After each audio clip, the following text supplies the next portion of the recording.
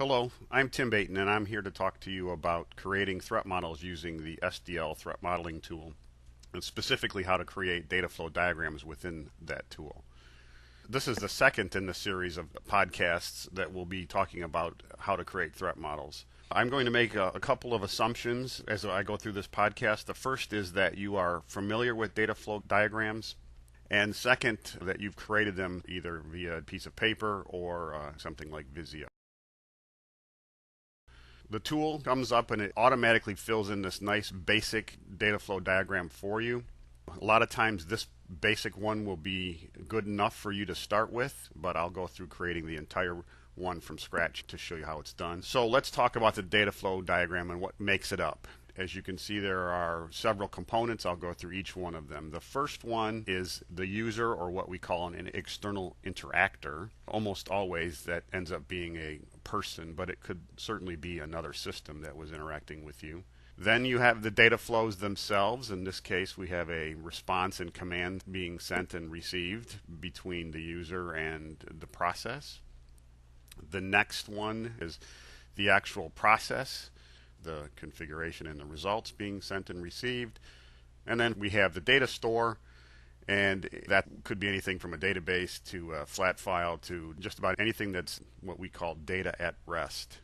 And then the final object here is the most important part of the threat model. It's called a trust boundary. And that is anywhere that data is being received from an untrusted source. I will create a DFD from scratch. All the shapes you need to worry about are in the shapes pane.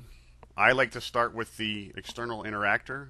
Simply drag it from the shapes panel over to the drawing surface, just like you would if you were doing Visio. The tool gives you a generic name. Please rename it to something that's meaningful for your purposes.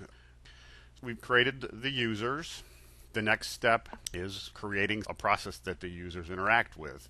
So you simply drag and drop the process into the drawing space. Again, it creates a generic name. Please rename it something meaningful. And then create a data store that the process interacts with. With that, we have the objects. Now we need to add in the data flows between them. As you can see in the data validation panel, there is a bunch of things that we need to take care of. This tool has heuristics to help make this process as easy and as error-free as possible. So let's create a simple data flow between the users and the process. And in this case, you can see that the arrow is going towards the users. And when I get it to a point that is connectionable, it has a little tooltip and there's a little red box that we're going to snap to. And if I leave it there, you can see in the data validation pane that both ends of the data flow must be connected. It's pretty easy to see that in this particular one that they're not connected, but it also happens if you do something like that, where you might think it's connected because it's actually inside the process. It's really still not. You have to make sure that the data flow is actually connected to the object that you're going to.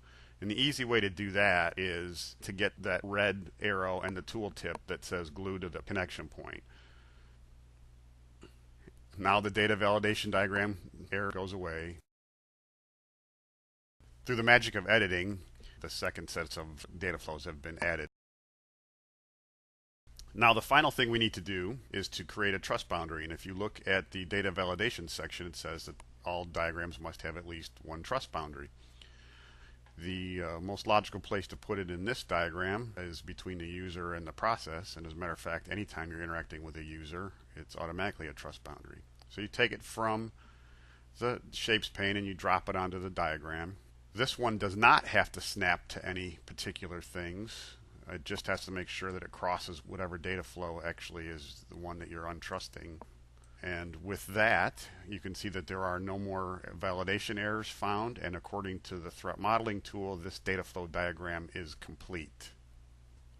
At this point, you're now ready to proceed on to step 2, which is analyze model. First, of course, you have to save it. Go up to the menu bar, do a file, save as. It saves it as a TMS. This is the end of the podcast. Thank you for your time.